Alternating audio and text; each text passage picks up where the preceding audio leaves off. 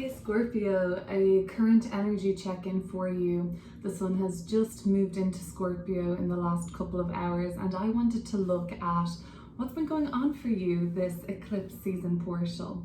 I was like, let me put on some black. Let me work with some bloodstone and red jasper and labradorite.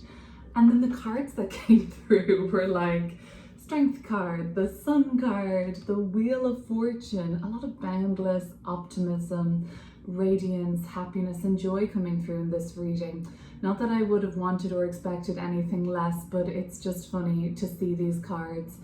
And it's not funny to me either, because I did a reading, it wasn't a tarot reading, I just did like some channeled messages that were coming through off the top of my head around the beginning of October. On the 2nd of October, I published that on my YouTube. I'll link it below. And I spoke just about that this Scorpio season. I felt already that it was going to be a lot more like this, a lot more about the rebirth and a lot more about moving towards the light.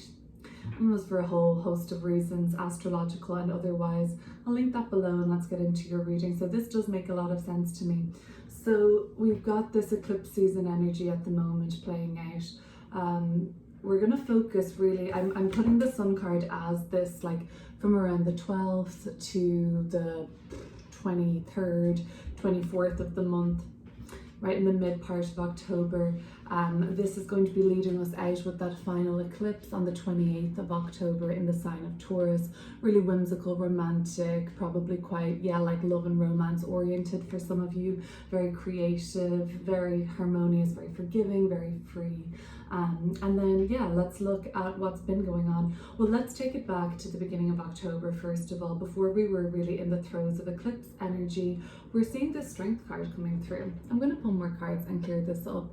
But the Strength card, okay, so yes, you're radiating beauty from within and you're focusing on what makes you happy and things are expanding for you. The Wheel of Fortune, we like when the message with the Wheel of Fortune is things are always changing. Life goes up, life goes down, and we love it when life is going up, which pertains to greater abundance, more good fortune. And that's a great phase of life to be in right now. So I hope that you're really enjoying that. But actually, there's something about your appearance that's changed recently, perhaps the Strength card. I really do put this down to physical health and well-being quite a lot in my readings. I will look at more cards to flesh it out, but the Strength card tells me that you began the month of October. This could be coming from a past energy beyond October, late September, whenever you want to call this recent past energy is all good for me. The Leo energy is coming through here. It could even have just been that whole Venus Leo retrograde that we had all summer long that only ended on the 5th of October. Not the retrograde part, but the movement of Venus through the sign of Leo. And that could have been very much about new contacts for you, new contracts for you, new deals, new image, new identity. And it's very strong. I feel like you've been feeling really strong lately, looking strong too, potentially. Maybe you're having some platonic transits yourself. But this is a very much about like feeling good, eating well, sleeping well.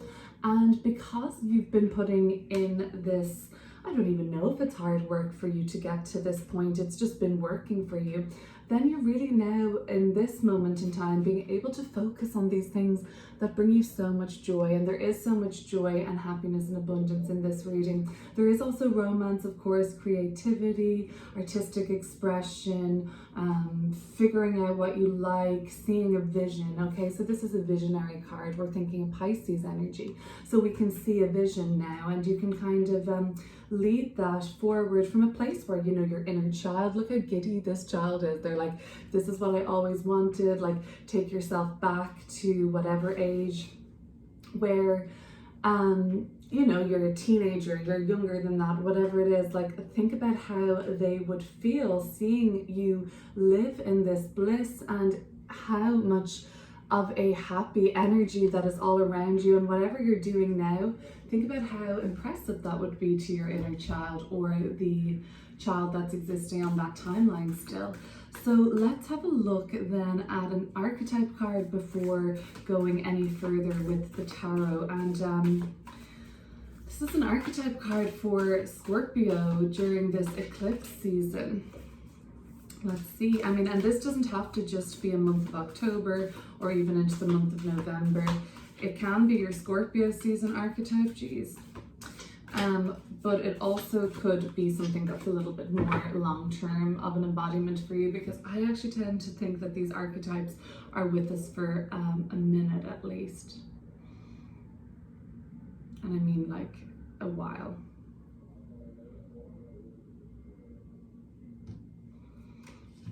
Okay, the Destroyer. Okay, so that is what I'm talking about. I have my Pluto book right here, a couple of Pluto books, and I talked a lot about Pluto and like the death destruction cycle. And because that happened already, I do feel like we're actually going into Scorpio season, leaving a lot of the destructive energy behind. But is it Picasso who says every act of creation is first an act of destruction? So, you know, it's that kind of a vibe. You're probably tearing it all down to build it back up again. You're probably, yeah, reconstructing, deconstructing parts of your life. So this archetype might be something like, look a little closer. It's kind of like there's something lurking back there. So this archetype might be something you're actually shedding soon as we move through Scorpio season towards the end of the year even. The Destroyer, the Savage, the Unexpected, the Rejected. Okay, so the Destroyer has necessary yet painful work to do in the world. Culturally, we have an aversion to endings and we hang on to permanence as a signifier of success. Yet the Destroyer pulls the rug out from underneath relationships, jobs, homes, and all forms of security.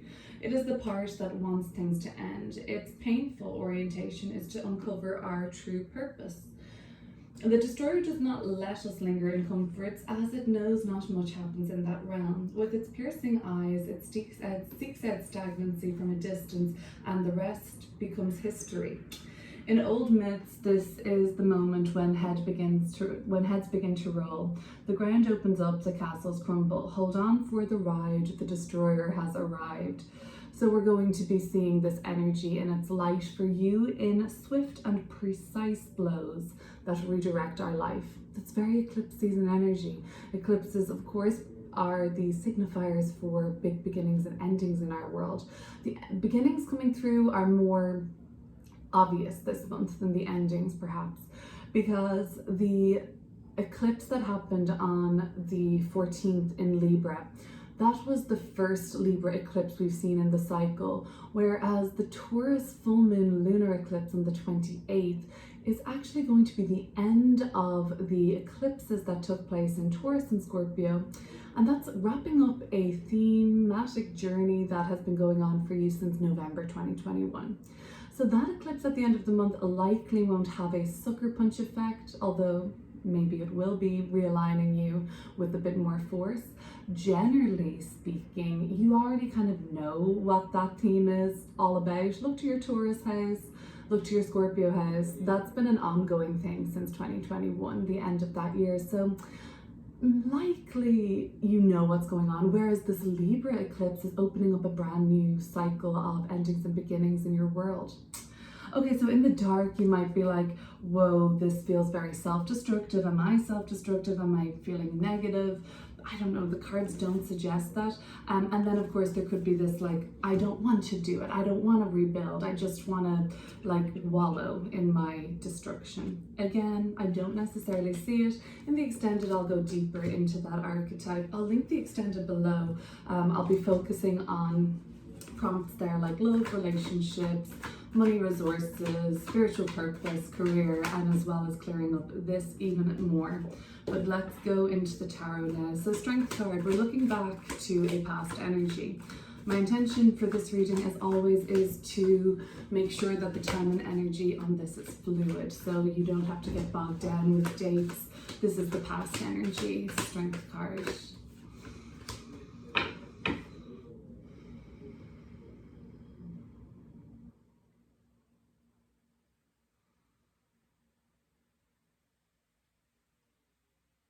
Such a beautiful sunny day here where I am.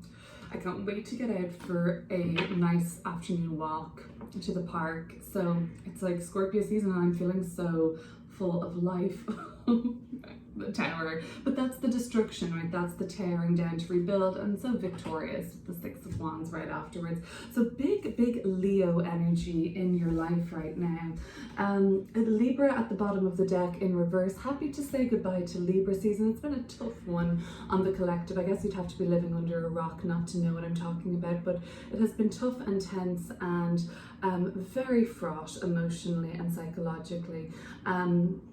Very sacrificial, it seems, and we're probably happy to move into Scorpio season, and we're probably happy to put some of these eclipses behind us in the collective, but that's not to say that we shouldn't be so incredibly grateful and joyful and celebratory of what's going on in our own lives and in our own worlds, because that is something that needs to constantly be celebrated, because we're part of a macrocosm, aren't we?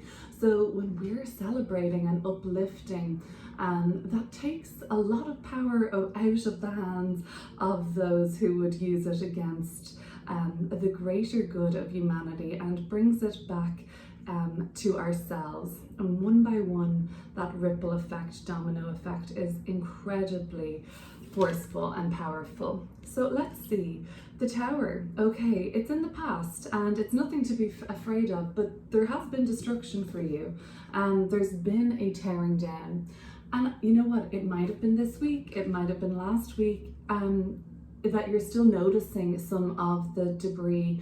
It's the, what did we say in this archetype, but castles begin to crumble. You might still be picking up pieces of rock, or you might be still finding bits and bobs. And for some, I feel like, to make that a bit more less metaphorical, let's say that there's been an issue in your personal life, your professional life, with your reputation, with your vision, with your body, with your sense of identity, with old patterns and old paradigms that you exist in and perpetrate and are a victim to. And now it's like the final throes, the dregs of that. It's coming to an end in a big way.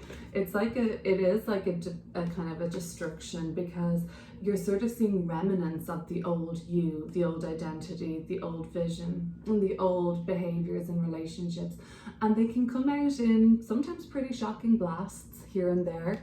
But I would consider from this reading that they might be on the way out. You're just like seeing what you've given so much power to, how that took over at times, how you actually thought you were never going to get out of that dynamic.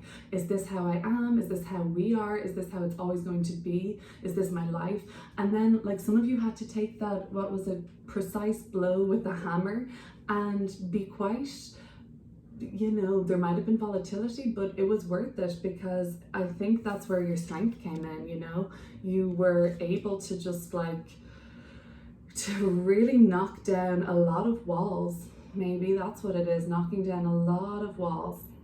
The Six of Wands moving forward shows you a lot of success coming from this, you know, a lot of recognition, a lot of hustle, a lot of direction, a lot of applause, a lot of validation. Be wary, of course, we see the crown being popped off here. That's the ego. So with the rise and fall, well, we're essentially putting ourselves on the line, aren't we? Because we're putting our neck out to be judged, to be seen. And with that will come a whole host of commentary and opinions. And you just be mindful about what your motivations are. Because if you're in integrity, even if people don't like it or don't agree with you, you'll never regret it. And time will always tell its story, won't it? So the Six of Wands, lovely. I mean, if you're dealing with a Leo, you are a force to be reckoned with. What you're doing, Scorpio, is putting yourself out there. You are in the spotlight, that Leo energy. What's falling here? The Six of Pentacles. You are kind of going to be probably even more vocal. This is Moon in Taurus. I mean, we're going to have our full moon lunar eclipse in Taurus at the end of the month. So you're going to actually be more and more in the spotlight, or having to take even more accountability, having to answer to what it is you're doing, what you're creating, what you're building. Why are you doing this? Why are you destroying? Why do you feel so confident? Why do you feel so sure? People might be asking this of you as the month progresses. The Sun card, let's have a look at the Sun card energy, which is very blissful right now for you. So it shows that you're in a position now to really be focusing on what makes you happy rather than anything else. The Ten of Wands and the Page of Swords. But the Ten of Wands, as always, your work is cut out for you. It seems at times like an uphill battle, and it's very rewarding though. So you're going to get something from this journey, and it's not to say it's not going to be hard work. It's not to say it's not even going to be strenuous at times for you. But what you're doing right now, it's bigger than any kind of, like, I'm thinking donkey work with this. We've got 3 white horses. I'm pretty sure white horses are a symbol for, I mean, the obvious one is like the hero rolling in, right? We're thinking on their white horse to save the day, a kind of savior. But I think there's something more about a white horse. I might have to put it in the description box after I look it up. I'm thinking like purity is the obvious one as well. Horses, because they're a vehicle in a sense towards a new destination, they do represent a transition period too, I would say. And I think because the white imagery coming through on this journey, on this transition, would show some divine protection and divine guidance with you. And who doesn't need that? The Sun card and the Ten of Wands, although what you're doing right now seems like a lot of hard work, and you have to communicate a lot. You have to always be like asking questions, hearing feedback. You have to then process that feedback, make more decisions, consult, communicate, round and round we go. This is a card of emailing, texting, making the calls, waiting for people to get back, asking questions, and then receiving the feedback and putting it all together and making it like understandable and digestible for yourself and those around you. So that's hard work in and of itself. For me, I would find that aspect of things more draining or daunting than any like actual, like I'm thinking donkey work or anything like that.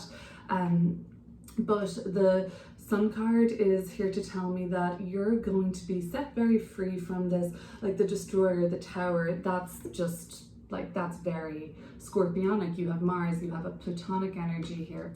So you are basically destroying things, kind of, I don't know, knocking down so that you can be set free again. The Sun card is super freeing, super liberating. We'll get into it more in the extended. But aside from just hard work cut out for you and a lot of communicating about this, like I said, for some of you, there is an artistic output coming here, or something creative and something romantic still. So we'll look into that. So before that, what I want to say is, if you're putting yourself out there to answer questions, to be seen, to kind of be kind of held accountable for this, because people want to know how you did this. People want to know how you got so lucky, so successful, how you're so confident about this. What's your secret, in a sense? All I can say is that this is going to be worth it, even if it's hard work. It seems like the end goal is about pure happiness. So let's have a look at the Knight of Cups. So as we approach the end of this month, we have that 28th of October date in our minds, which will be some sort of a turning point.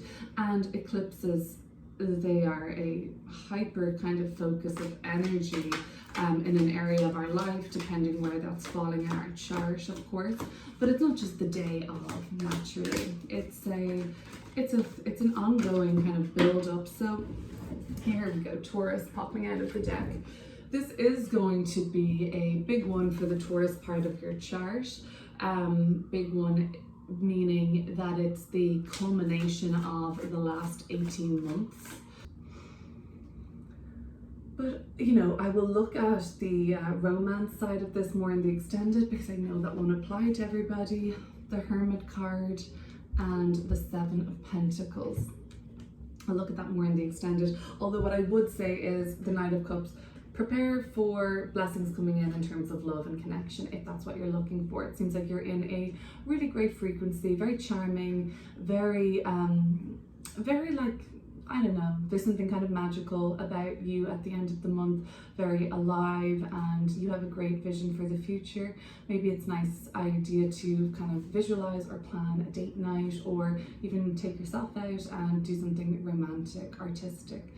Yes, I guess so. The people that are putting out something creative at the end of the month, the Hermit card is about this being very well studied, laptop down, so you've looked into it enough, you've researched, you're good to go on that.